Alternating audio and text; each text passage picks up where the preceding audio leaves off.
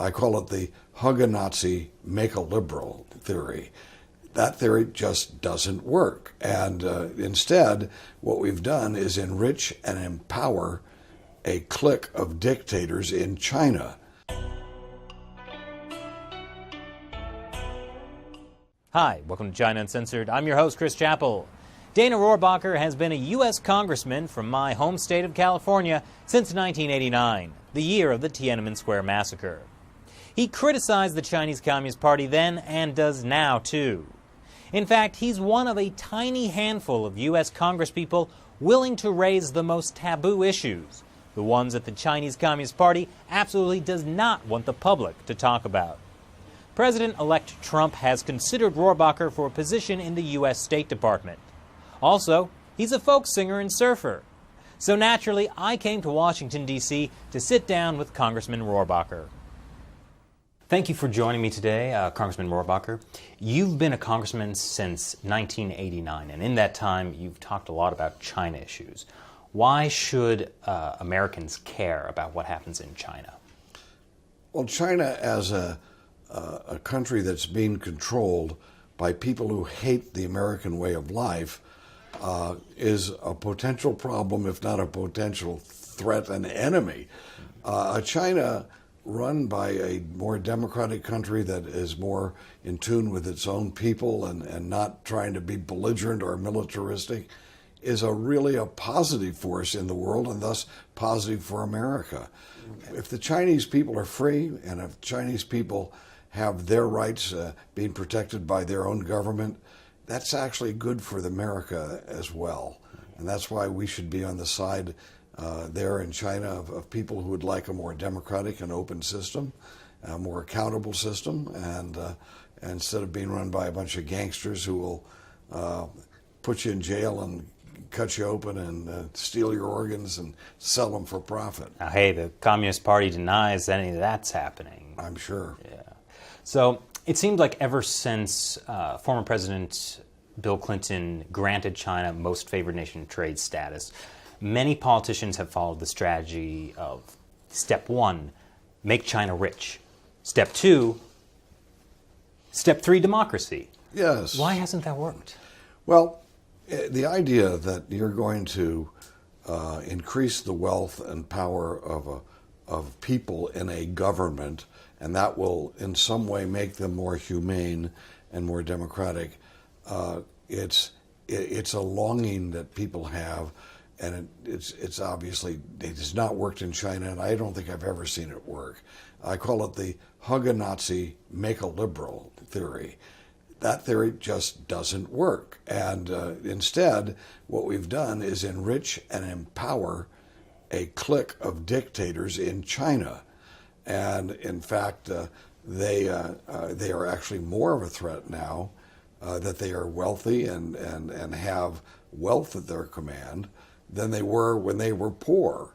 And it's a mistaken notion that people reject democracy because they are poor people. And the fact is, even in the communist era, that's just not the way it was. Well, you've spoken a lot about things like human rights abuses, the organ harvesting of Falun Gong practitioners, right. Things that make the Chinese Communist Party feel bad. How do you expect China to work with us if you keep hurting the feelings of the Chinese people? Well, that's unfortunately we have that argument is being made that we should try our best not to enrage the butchers in Beijing. Okay, and I think that basically we need to make sure that we penetrate that ring and we don't try to make friends with the clique that's running this control, but instead reached out to the people themselves and say, we're on your side. And we're not on the side of a clique having an iron-fisted grip on you and the rest of your society. What are some of the most taboo topics the Chinese Communist Party doesn't want American officials like yourself to talk about?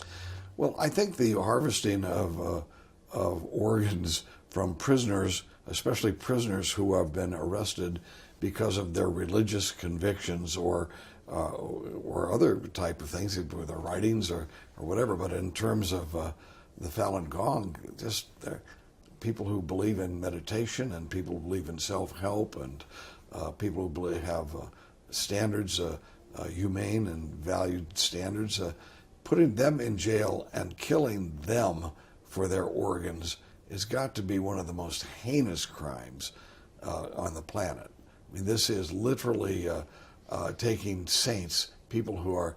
We should encourage people to have those values throughout the world, including the United States, where we maybe the meditation and such, fine if people want to do that, but the actual truth and seeking truth and seeking to be in harmony with the world and with others, we should encourage those type of values, and to kill people like that, and especially then to add the worst kind of insult, which is killing people like that and then taking their body parts in order to make money to sustain their tormentors, to sustain the iron grip on their lives. That is the worst of all tyrannies that I could see. Now, there are reports that you are potentially being considered for Secretary of State. If you got the job, what would your China policy look like? Well, my China policy would be that, I would be the China policy, whatever President Trump wants the China policy to be. And that's the first thing we have to note. But I can tell you what I would recommend. And what I recommend is that when people, when there are high-level meetings between Chinese officials and American officials, that we also make it a point to bring up human rights issues, and if any American diplomat goes to China, which they would, that part of that visit would be visiting people who are whose human rights are being violated, who are under attack, and so that the people there know that yes, we recognize the people in power, but we also sympathize with others. For the last 8 years, every time there's been a meeting with heads of state, our president does not push that point at all. And so I would think it should be part of the agenda to discuss. And also, if our diplomats go there, or our elected officials go to China, they should make it a point to actually go visit someone who is a dissident. I understand you once arm wrestled Russian President Vladimir Putin to decide if America or Russia won the Cold War. Would you arm wrestle Xi Jinping? No, because I just had my shoulder replaced, and I think that I would need to be sure I'm right up ready for that fight, and I'm afraid that my shoulder's not ready for it. If the opportunity happens, I'm there for you. I'm ready. I'm ready to go against him. Okay. Yeah, I understand you hurt your shoulder from a little too much surfing. That was it. I just when I was younger, was not told that this was going to wear away your shoulder cartilage. And anyway, but that's part of freedom, you know. I would have. They say, well, 25 years of surfing gave you that arm. Would you do it again? Oh yeah, sure I would. That's a vote for surfing. Surfing is great. Freedom is great, and the people there in the Falun Gong, they've opened their lives and their senses to being able to experience what life is about to them and in the universe. Well, as a surfer, I sort of did it that way. You can relate. Didn't have to go through the other provisions that would make me a Falun Gong. I just did it on the surfboard. Sounds pretty good to me.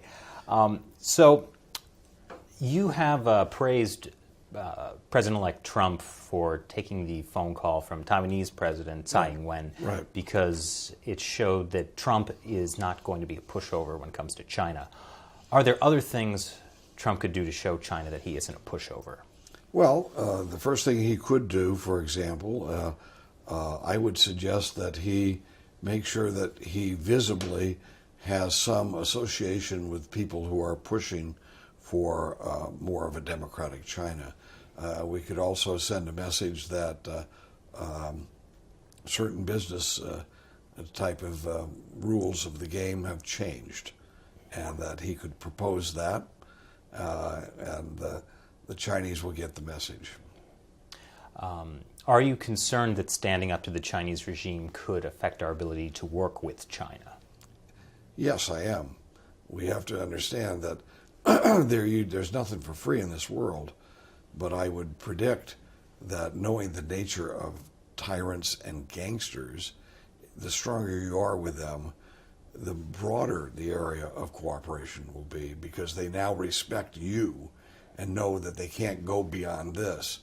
And so actually, however, you're risking a breakdown, and frankly, a breakdown in relations that we have may hurt our business community, but quite frankly, the business community should understand their well-being is less important than the security of the United States. In the long run, we need to have a more democratic China, and that should be our goal.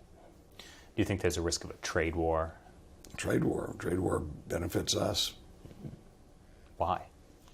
Well, it benefits us because if we have unequal trade agreements right now with China that have permitted a flow of wealth to come in this way. If we start having a dispute over the basic rules, that flow of wealth it's not going to come from here to there. That flow of wealth will stay in the United States.